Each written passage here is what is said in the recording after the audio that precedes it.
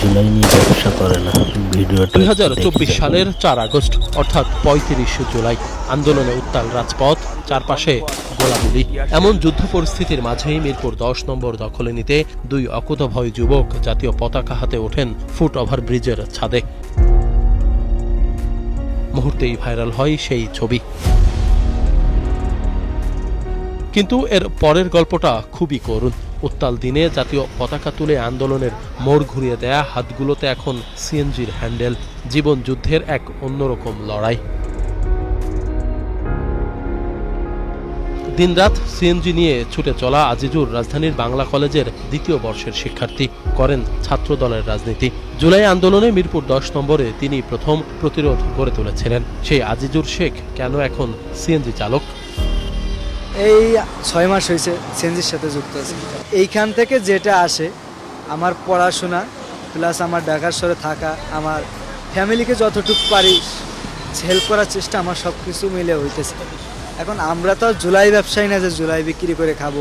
জুলাইয়ের পরবর্তীতে কিন্তু অনেককে বড়লোক হয়ে গেছে, কোটিপতি, গাড়ি বাড়ি অনেক কিছুর মালিক হয়ে গেছে। কিন্তু আমরা যদি চাইতাম আমরা হইতে পারতাম, কিন্তু ওইটা আমাদের মাথায় ছিল না।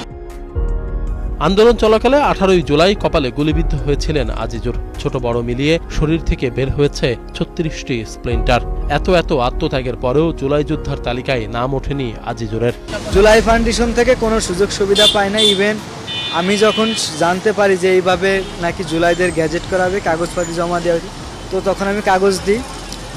3 মাস পর আমার ফোনে একটা কল আসে যে আপনি কি মোহাম্মদ আজিজুর শেখ বলছেন?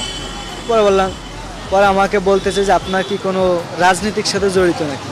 এখন আমি বিগত বছর ধরে যেহেতু স্বৈরাচারের বিরুদ্ধে আন্দোলন সংগ্রাম করে আসছি, কখনো আমি ভয় পাই নাই বা কাউকে আমি আমার পরিচয় দিতে লজ্জাবোধ করি না। তো আমি এখানে আমার পদবি ছিল বাংলাদেশ জাতীয়বাদী ছাত্র দলের আহ্বায়ক সদস্য, সরকারি বাংলা কলেজ শাখা, এটা আমি পরিচয় দিই। তো বলে আচ্ছা ঠিক আছে ভাই, আপনাকে পরে কল দেওয়া হবে। ওই যে কল কাটছে আর ওইখানে স্টপ, আর কোনোদিন যোগাযোগ হয় নাই। চিন্তা করে দেখুন, শুধুমাত্র ছাত্র দলের পরিচয় দেওয়ার কারণেই জুলাই যোদ্ধার তালিকায় তার নামটি উঠেনি। অধিকাংশ যোদ্ধার গল্পই একই রকম প্রায়।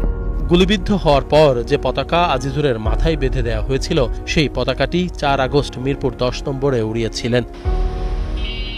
পতাকাটিতে এখনো রক্তের দাগ ও গন্ধ রয়েছে। পতাকাটা পাওয়া হইলো ওই যে যখন আমার গুলি লাগে, যখন আমার প্রচুর ব্লিডিং হইতেছিল, একটা ভাই আমার মাথায় এটা বেঁধে দেয় যাতে ব্লিডিংটা অফ হয়।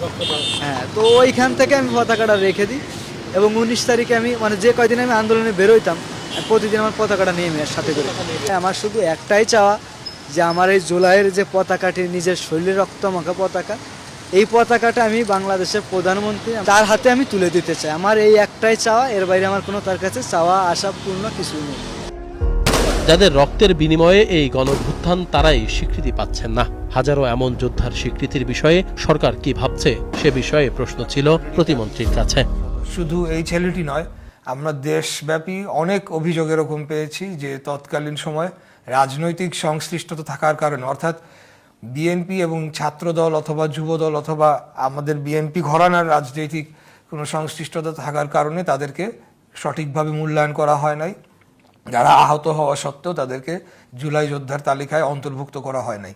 তো এই জিনিসটা খুবই অন্যায় একটি কাজ করেছে বিগত দিনে যারা এটার দায়িত্বে ছিল।